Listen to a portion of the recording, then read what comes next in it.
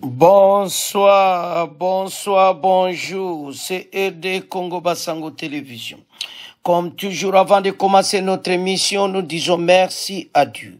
Nous disons merci à nos chers abonnés et téléspectateurs qui nous suivent partout dans le monde et en RDC. Bande Konanga, soyez les bienvenus dans notre émission.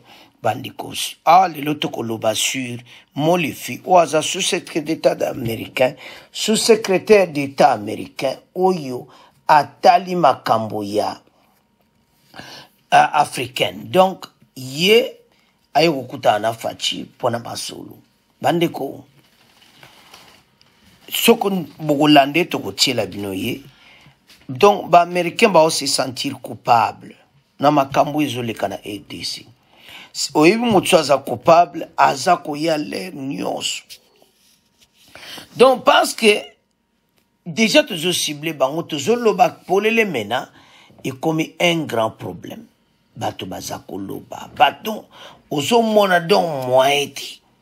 Alors, ce qu'on a la situation, au mona clairement été. Yebake aba lungu, ayaki nanina a représenter Blinken na nini 37e réunion Union africaine, mais ayeka kokuta na pona makambo wana. Makambo ya Rwanda oyo. So, parce bango baza vraiment tout près avec Kagame. Pourquoi bazo kwa kopekisa ite? Mais biso to lembi, oyo nyonso bazo loba na biso, toke nango ti wapi. Osomona.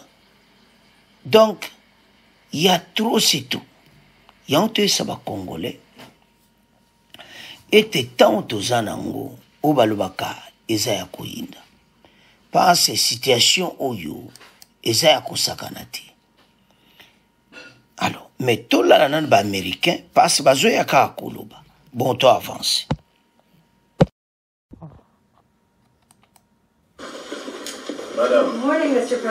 Les États-Unis d'Amérique soutiennent un règlement pacifique de la crise sécuritaire dans l'Est de la République démocratique du Congo.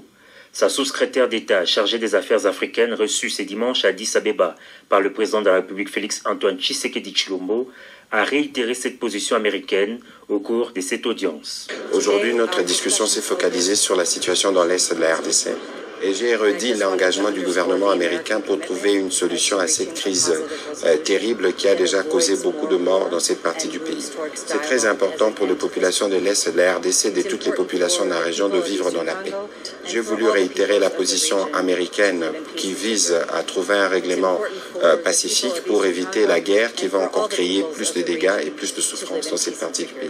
S'agissant des accusations de passivité de l'Occident face à l'agression rwandaise par des manifestants à Kinshasa et dans plusieurs autres villes du pays, Molifi dit comprendre cette frustration des populations congolaises. Comprenons la frustration et la colère des populations du Congo, mais les populations congolaises doivent réaliser que le gouvernement américain, comme le peuple américain, c'est d'abord un peuple ami.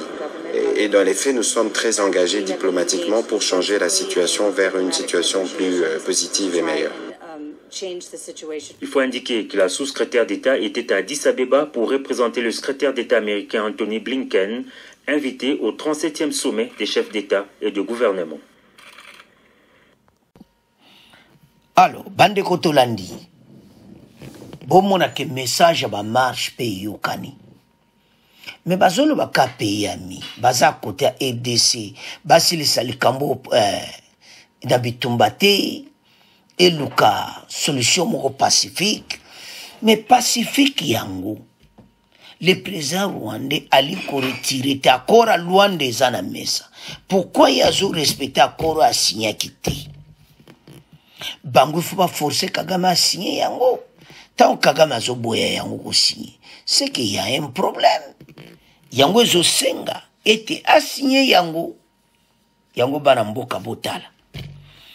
Yango tozolo bake biso tozala ensemble bo moko ba américain ba kompe na problème alors ba konzi bo continuer ka ndengwana bo kangama na kora Luanda parce ndeto landi wana aliyo ki ba manifestant siko za ko expliquer ko pesa que voilà tozomona bino nde boza ko se manifester biso toza vraiment pour Pezala na RDC, toza vraiment ba partenaire à RDC.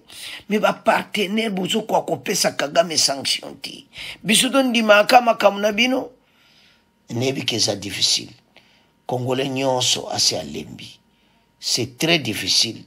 Yango ezo senga ke makambo ekoma na niveau. Alors bana mboka botala ndenge makambo ekomi. Donc soko tali au mona clairement était oh là là non situation pena mawato. Mais biso to tele makana kora Luanda. Mukonja kontemple bango akoya lobine wana. Tu éviter kuna obasola na président rwandais tu éviter po toujours mon le côté bazo sala. Alors ba congolais bo continuer ba marche. C'est à ce point que comme on a fait mission, bo continuer qu'on s'abonner massivement.